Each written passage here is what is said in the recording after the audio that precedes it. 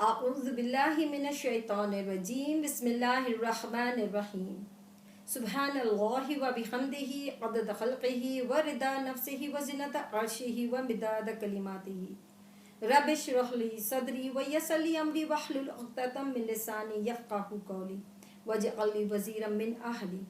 अस्सलामु अलैकुम व रहमतुल्लाहि व बरकातुहू। उम्मीद है आप सब लोग खैरियत के साथ होंगे। 10 वसीयतें जो अल्लाह ताला ने खुद हमारे लिए मुंतखब की हैं, हमारे लिए फरमाई हैं। पारा 8 है, सूरह अल नाम 151 से लेकर 153 तक की जो आयतें हैं।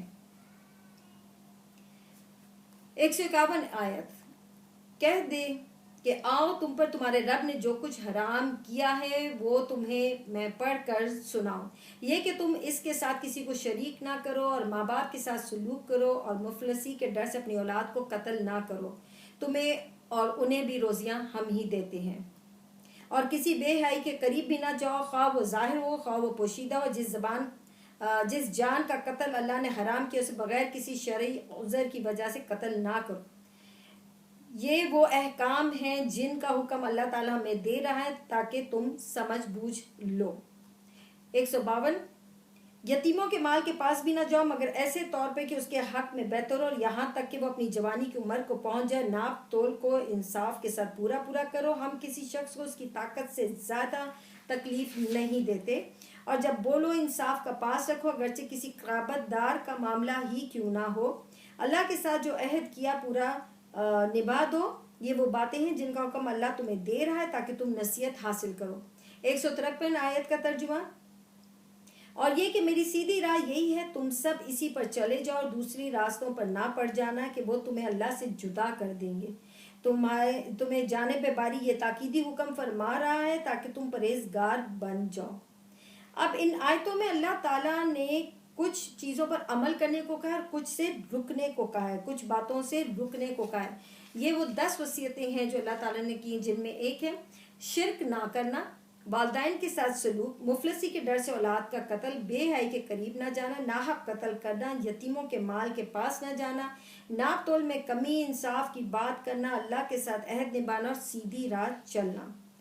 अब शिर्क ना करना, बुखारी मुस्लिम की हदीस से मुत्तफिक कि नबी सल्लल्लाहु अलैहि वसल्लम ने फरमाया तुम लोग मेरे हाथ पर बैत करो अल्लाह के साथ किसी को शरीक ना करने के लिए।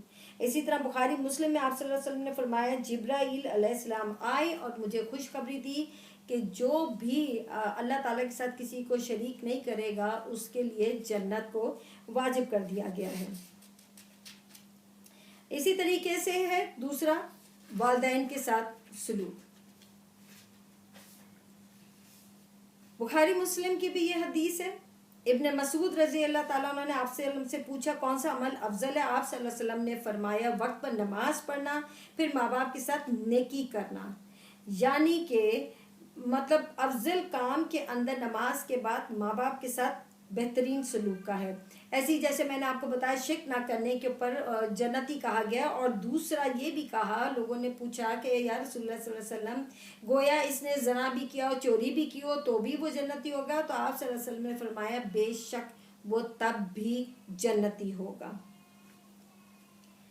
मुफलसी के डर से औलाद को कत्ल करना, और ये तो सभी जानते हैं कि अल्लाह ताला बता चुका है कि शैतानी जो मामलात हैं, शैतान के जो काम है वो यही है कि इंसान को गलत कामों की तरफ, गलत बातों की तरफ लगाता है। और मुफलसी के डर से जो अपनी औलादों को मार देते हैं, चाहे वो बेटे हों, चाहे वो बेटियां हों, चाहे वो बड़े हो चुके हुए हों, जहर दे देते हैं कि हम नहीं गुजारा कर पा रहे, ये क्या करेंगे, पैदा होते ही मार देते हैं या पैदा होने से पहले मार देते हैं। तो ये सब शैतानी काम है जो शैतान उनसे करवाता है, जबकि अल्लाह ताला कहता है कि तुम्हें भी और उनको भी रोजी मैं ही देता हूँ।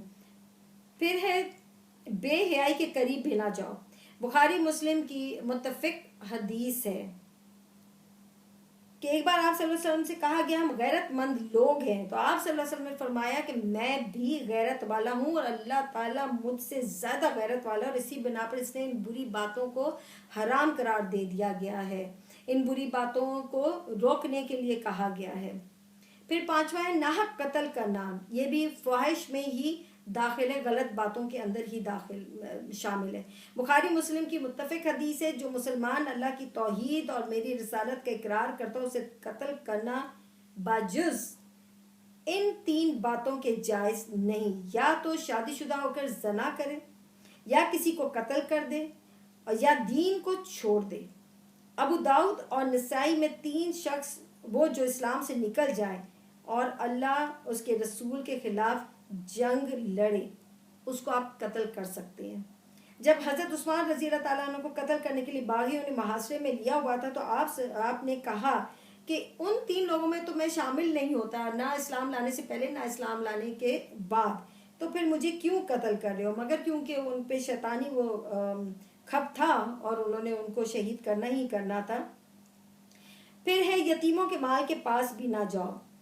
ایک وقت تھا کہ جب صحابہ رسول صلی اللہ علیہ وسلم نے اپنا کھانا یتیموں سے الگ کر لیا تھا، بچتا تھا تو دے دیتے تھے، یا سڑ جاتا تھا تو پڑا رہتا تھا، اس طریقے سے۔ تو جب آپ صلی اللہ علیہ وسلم کو پتہ لگا تو پھر یہ آیت اتری اور اس طریقے سے آیتیں نازل ہوئی، اور آپ صلی اللہ علیہ وسلم نے ان کو بتایا، اور صحابہ رسول صلی اللہ علیہ وسلم نے پھر ان کے ساتھ اپنا کھانا ملا لیا اور مل کے کھاتے تھے ان کے ساتھ۔ پھر ہے ناپ تول میں کمی۔ ان امتوں کو اللہ تعالیٰ نے غارت کر دیا، ان امتوں کو جو یہ کام کرتے تھے، ناپ تول میں کمی کرتے تھے، اور جن لوگوں میں یہ بد خصلت تھی کہ وہ صحیح وزن نہیں کرتے تھے۔ تو وہی بات میں نے پہلے بھی بولی کہ جو انسان ناپ تول کی کمی کرتا ہے اس کا بہت برا انجام ہے، اس دنیا میں بھی اور آخرت میں بھی۔ اور اگر غلطی سے کسی سے انجانے کے اندر ایک چھٹانک یا کوئی ماشا بھی کمی بیشی ہو جائے تو اس کو پکڑ نہیں ہوگی۔ پھر ہے انصاف کی بات کرو، جھوٹی گواہی اور غلط فیصلے کرنے سے بچنا چاہیے، یہ اللہ تعالیٰ نے ایسے کام کرنے سے روکا ہے۔ پھر ہے اللہ کے ساتھ عہد نبھاؤ، اس کے احکام بجا لاؤ، اس کی منع کردہ چیزوں سے الگ رہو، اس کی کتاب اور سنت رسول صلی اللہ علیہ وسلم پر چلتے رہو، برے کام کرنے والوں سے دور رہو، یہ اللہ تعالیٰ سے عہد کرنا، یہ بھی اللہ نے وصیت کی ہے۔ پھر اللہ نے کہا میری بتائی ہوئی، یہ 10ویں وصیت ہے، میری بتائی ہوئی سیدھی راہ پر چلو، یعنی اللہ کے اختلاف اور فرقہ بندی سے رکو، اور وہ روکتا ہے۔ مسند احمد میں ہے حدیث کہ نبی صلی اللہ علیہ وسلم نے ایک سیدھی لکیر کھینچی اور فرمایا ہے یہ اللہ کی راہ ہے، یہ سیدھی جو ہے۔ پھر اس کے دائیں بائیں اور لکیریں کھینچ کر فرمایا ان تمام راہوں پر شیطان ہے اور وہ اپنی طرف بلاتا ہے۔ تو اللہ نے اپنے لیے صرف ایک ہی راہ رکھی ہے، وہ ہے سیدھی۔ تو ایک راہ کے لیے اللہ تعالیٰ آہد کا لفظ بھی یوز کرتا ہے، ایک، اور ٹیڑھی میڑھی جو راستے ہیں زیادہ جمع، اس کے لیے سبل، اس آیت کے اندر سبل کا لفظ آئے گا، آپ دیکھیں گے وہ جمع کے لیے استعمال کیا گیا ہے۔ تو اس لیے ناحق طریقے سے اپنی زندگی نہ گزارے، ناحق طریقے سے غلط کام جو ہے نا ان سے بچنا چاہیے۔ تو جو ان چیزوں پر ہدایت پر عمل کرے گا، اللہ کی وصیت پر عمل کرے گا وہی توحید کے راستے پر ہے۔ اور اس کے لیے ہمارے لیے بہت ضروری ہے کہ قرآن کو پڑھیں، قرآن کو سمجھیں، اس کی تفسیر پڑھیں، ترجمہ پڑھیں، یہ بہت ضروری ہے، سب کے لیے ضروری ہے۔ اور ہم ایمان والے لوگ ہیں، بحیثیت مسلمان ہمیں اس چیز پہ یقین ہونا چاہیے کہ اللہ تعالیٰ نے ہمیں مسلمان بنایا ہے، اسی لیے اس لیے نہیں بنایا کہ ابھی ہم سوچتے رہیں، ہم سب بھی ایسے ہیں کہ ہم سوچتے رہیں کہ ابھی اللہ ہمیں ہدایت دے گا، تو نہیں، اللہ تعالیٰ نے تو آلریڈی ہمیں مسلمان بنا کے بھیجا، ہمیں ہدایت لینے کے ٹائم کی وقت کی ضرورت نہیں ہے، ہمیں بس پلٹنا ہے، اس کی طرف فوراً پلٹنا ہے، ہر زاویے سے پلٹنا ہے۔ ہم کسی بھی چیز کو اپنے حساب سے صحیح نہیں کہہ سکتے، جو چیز اس نے لکھ دی ہمیں اسی حساب سے چلنا ہے۔ ایک ابھی شو دیکھ رہی تھی، اس کے اندر عورت نے ایک جن کا نام یاد نہیں، انہوں نے بولا کہ میں دوپٹہ نہیں لیتی، یہ میرا اور اللہ کا معاملہ ہے، ایسے نہیں ہو سکتا، اللہ تعالیٰ سے کوئی مذاق نہیں کر رہا، جس چیز کی اللہ تعالیٰ نے قرآن پاک میں تاکید فرما دی ہے اس کو کرنا ہے، اس کو ہم ڈینائی نہیں کر سکتے ہیں۔ ہم یہ کہہ کے کہ اللہ میں چھوڑ دے گا، میں معاف کر دے گا، پھر وہ مثال دے دیتے ہیں کہ وہ ایک جو تھی طوائف تھی، اس نے کتے کو پانی پلایا تو اللہ نے اس کو بخش دیا۔ دیکھیں وہ ایک الگ مسئلہ تھا، وہ اللہ یہ بیان کر رہا تھا کہ میں اتنا غفور الرحیم ہوں، رحمان الرحیم ہوں، میں کچھ بھی کر سکتا ہوں، لیکن اس کو ہم اس چیز میں نہیں لے سکتے کہ ہم نماز نہ پڑھیں، سر پہ دوپٹہ نہ لیں، یا ہم اور کوئی چیزوں پہ لگے رہیں اور ہم یہ سوچیں کہ اللہ میں معاف کرتا رہے گا، یہ میرا اور اللہ کا معاملہ نہیں۔ جب اللہ تعالیٰ نے اپنے نبی کی زوجاؤں کو، بیویوں کو حکم دے دیا کہ پردہ کرو، تو ہماری تو کوئی اوقات ہی نہیں ہے، ہمیں اس راہ پہ چلنا ہی چلنا ہے۔ تو لہٰذا یہ اللہ تعالیٰ کی جو 10 وصیتیں، اس کو سمجھنے کی، اس پہ عمل کرنے کی بہت ضرورت ہے۔ آپ سب اپنا بہت خیال رکھیں، خوش رہیں، خوش رکھیں. خوش رہنا زیادہ ضروری ہے اور خوش رکھنا اس سے بھی زیادہ ضروری ہے، کیونکہ اس سے آپ کا دل مطمئن رہتا ہے. السلام علیکم ورحمۃ اللہ وبرکاتہ.